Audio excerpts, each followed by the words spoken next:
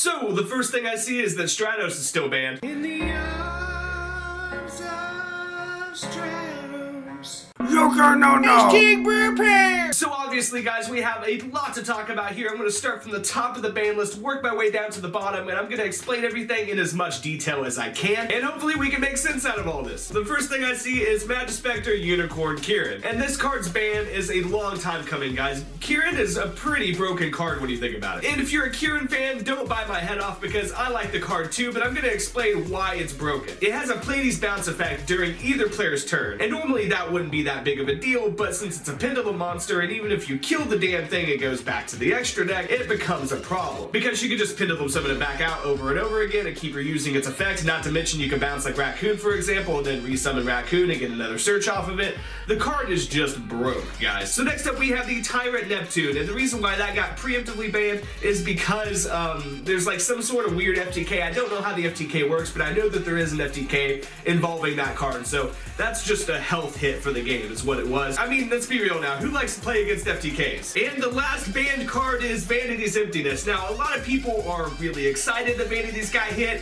I'm not really excited. I mean, for the most part, like, I mean, it's not fair at 3, but at 1, I felt like it was just fine. But then again, there are situations where, you know, you can't out Vanities and you can't play Yu-Gi-Oh! So I can understand why it got hit, though, at the same time. I think I'm just a little salty because I have a secret rare and I want to keep playing that secret rare. So my feelings are a little bit biased when it comes to Vanity's Emptiness. I felt like its limited status was very necessary because I don't know if you guys remember, or maybe a lot of you guys weren't playing Yu-Gi-Oh! At the time, but Vanity's Emptiness used to be at 3, and when it was at 3, it was like, you know, in Shadal, Burning Abyss format, like, you know, Duelist Alliance format, and not to mention, you know, Cleaves came after. I can't remember if Cleaves came before or after Vanities got hit to 1, I can't really remember, but either way, like, you would set up your board, you'd have like all your Shadals and stuff out, and then like flip a Vanities and then just kind of auto win, because like your opponent can't really come back and special summon and, you know, defeat your board or anything like that, because they can't special summon. Like, I mean, Vanities at 3 was just really, really stupid. It was literally kind of like an auto win card, you know, set up board, flip Vanities, win. I mean, that's kind of become a meme over time in a way, but it is very true. Like, Vanities Emptiness is a very broken card, and so I can definitely see why it got banned. So next up we have Max C being limited to 1, which is just, I'm just sitting here like, wow. That's crazy. Like, I mean, I feel like, you know, Max C is kind of a necessary evil, but then again, it's like basically the best draw card in the whole game. Like, I mean, probably even better than Pot of Greed, because you could draw like 5 cards off of it easy, or like, you know, if your opponent takes the Max C challenge, like sometimes you could literally draw like most of your deck. I don't feel like Max C was really the problem though. I feel like that all the special summon spam decks were the problem, and Max C was kind of like more or less the solution to the problem, to like punish those decks. But then again, it is kind of a broken card because you can draw so many cards, and if you see it before your opponent, you can kind of win games because you just gain so much advantage. But at the same time though, if your opponent goes first and sets up a really broken board, I mean, if you don't have Max C and you don't draw into your cards to out that broken board, you can't necessarily play Yu-Gi-Oh! Like, it's hard to play through some really broken boards sometimes. So I felt like Max C was it really was kind of a necessary evil to, you know, draw into your outs to your opponent's board. Because, I mean, especially like in Pepe format, because your opponent went in their board with like, you know, Infinity and, you know, all this broken stuff. And Max C helped, you know, even out a little bit so you could actually come back and play Yu-Gi-Oh! And if your opponent had Max C on top of their broken board, they could come back to you, you know, and it was just kind of, you know, like I said, a necessary evil. But at the same time, though, I can't see why it's limited to 1, because it is just such a powerful draw card. And I guarantee if we enter a couple of formats in a row where barely anything's being special summon, for example, I don't know if that's ever going to happen in Yu-Gi-Oh! Again, but if it does, Max C will probably come off the list because it becomes more of like a useless card. Kind of like Max C was pretty dead against Monarchs, for example. It wasn't completely dead because, you know, the Prime and all that stuff and Adia summoning Eidos, so it wasn't completely dead. It just wasn't as optimal against Monarchs as, let's just say, like a Pendulum deck, for example, that just spam summons like crazy. So yeah, Max C to 1, I don't feel like it was necessary, but that's just my opinion. But at the same time, you know, on the flip side of the coin here, I can see why they hit it. So now to one, we have Rescue Cat. That's going to be very, very interesting. You know, I've seen, you know, my friend was messaging me earlier, my friend Blake was messaging me earlier, he was talking about Glad Beast, you know, and this and that. Now this I'm excited about. Bryonak, Dragon of the Ice Barrier, one of the great Dragon Synchro monsters. We're getting him back. Wow. Wow, getting him back to one.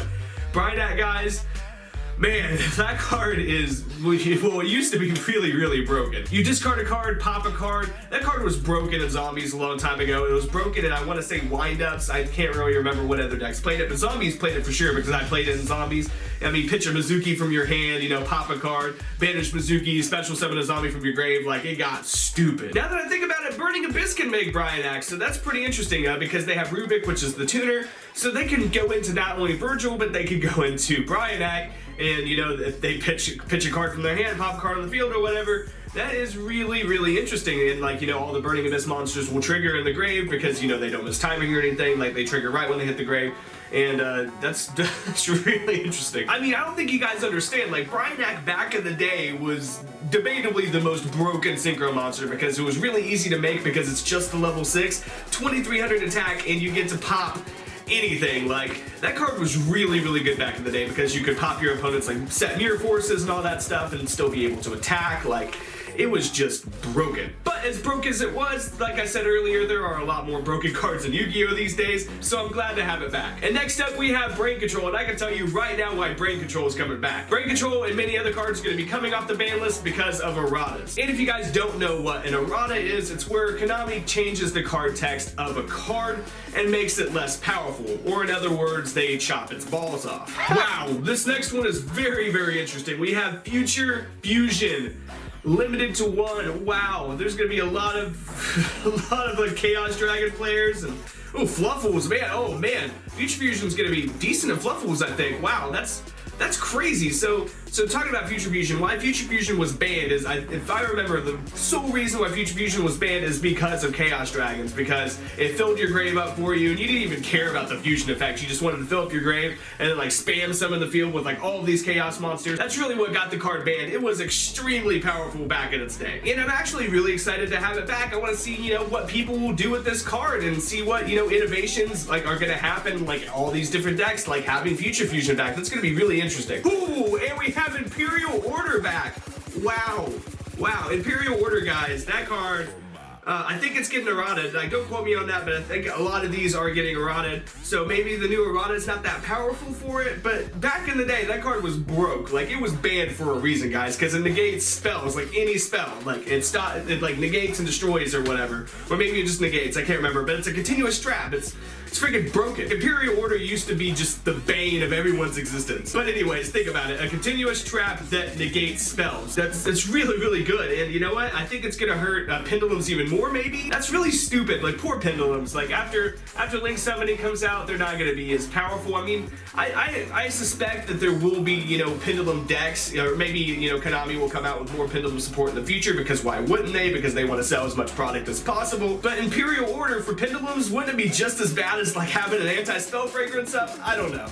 That's just kind of dumb. Wow. Oh wow. So we have Wisdom Eye to 2. That is amazing. Like, I always felt like Wisdom Eye shouldn't have gotten hit at all. It kind of sucks because, you know, it hurt like a lot of Magician players, and I liked Magicians. That was probably my favorite little portion of the Pendulum era, is when you know, right after that structure deck came out, the Magician structure deck came out, and then we had, you know, like all these Magician decks, and it was a lot of fun, and you mixed a little bit of Performa Power in there, you mixed a little bit of Perform Age in there, and it was just a really fun deck, and Wisdom Eye was kind of key to the deck. That and like Pendulum Call being a great, you know, search card, you know, discard a card, and at the time we had like Damage Juggler, so, you know, discard Damage Juggler, Searcher Scales, like it was pretty dang good. But yeah, I always felt like Wisdom Eye got hit more because of Pepe and, you know, all of those shenanigans, way more than it got hit because of Magicians. Like, Magicians weren't nearly as powerful. Like, Magicians were the best deck in the game at one point in time, but they weren't like nearly as powerful as Full Power Pepe. Like, Full Power Pepe with your 3 monkey board and all that stuff, that deck was dumb. Like, it was so beyond dumb. If you weren't playing Yu-Gi-Oh! At the time, you're lucky, because that deck was stupid. You'd end your turn with like 4 Xyz monsters on the board and like 5 cards in hand or something, like always, or even more cards in hand.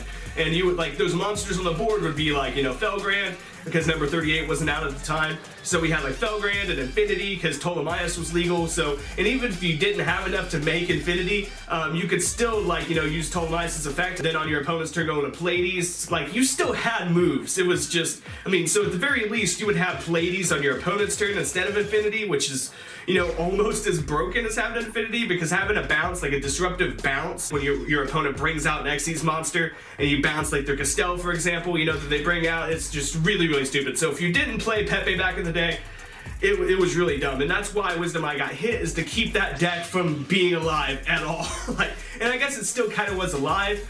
You know, they hit all the Perform Mages, so it was more like, you know, just pure Performer Pow, which made it way less cancerous.